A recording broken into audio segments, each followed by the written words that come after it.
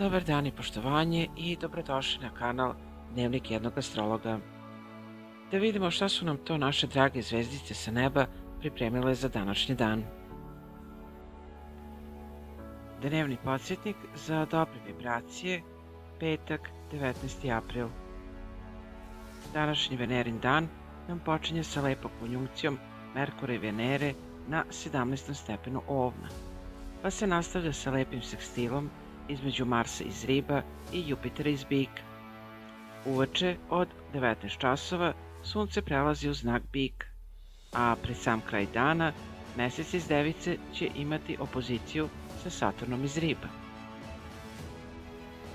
Konjunkcija retrogradnog Merkura i Venere u pratnji severnog mesečevog čvora ne samo što će da obnovi neke događaje iz marta, kada su Merkur i severni čvor imali konjunkciju, već će da dodaju još neke nove situacije, a možda i neke osobe u naš život. Opet zbog severnog mesečevog čvora, koji se i dalje nalazi pored njih, ovo može da bude dan kada su mnoge stvari moguće. Samo je potrebno da se duša i srce okuraže i požele da se desi čudo.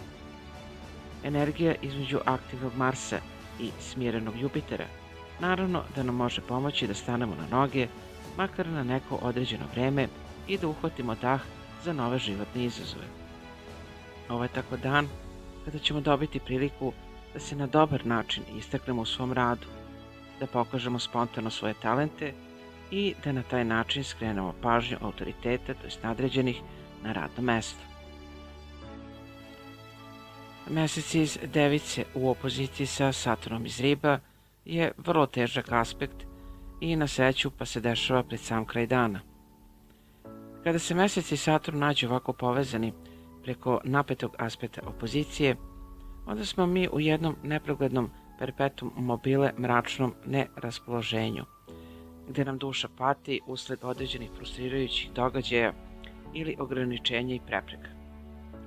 Pod ovim aspektom mi smo stalno u nekakvom bolu i patnji, jer ono što želimo za sebe nikako ne možemo da ostvarimo i deluje nam kao da se baš sve suprotno i dešava i da ćemo na kraju ostati bez tog nečeg ili nekog što toliko žarko želimo. Ovaj aspekt može da ukaže i na probleme u odnosu sa ukućanima, usled nemogućnosti da se sa njima nađemo makar na kratko na istim talasnim dužinama. A zbog sveopšteg mračnog raspoloženja, svima su sve lađe pale u vodu i ne trude se da bilo šta promene, već se svi povlače i tuguju i plaču u tišini. Sunce u Biku obično donosi stabilnost, mirovanje, pasivnost, obraćanje pažnje na materijalna dobra, sigurnost, komfor, novac, hranu, uspostavljanju i realizaciji jednostavnih životnih vrednosti koje, pod znacima navoda, donose hranu na sto i održavaju spokoj i trajnost u domu.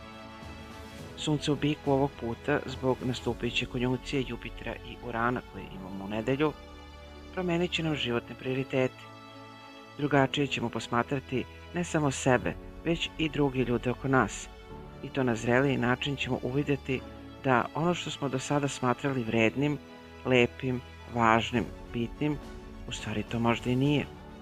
I morat ćemo da menjamo puno toga i da se prilagođavamo novonastalim situacijama koje će velikom brzinom da nam dolaze u susret. Sve što smo do sada voljeli da posjedujemo, na jednom će izgubiti svoju vrednost. Ljude oko nas, prijatelje, porodicu i drage osobe ćemo posmatrati potpuno drugačije i vrlo je moguće da ćemo morati i tu malo da izmenimo neke stvari. Do sutra i ponovnog slušanja, puno sreće i puno dobrih vibracija, želi vam vaš astrolog Nevenka Blažik.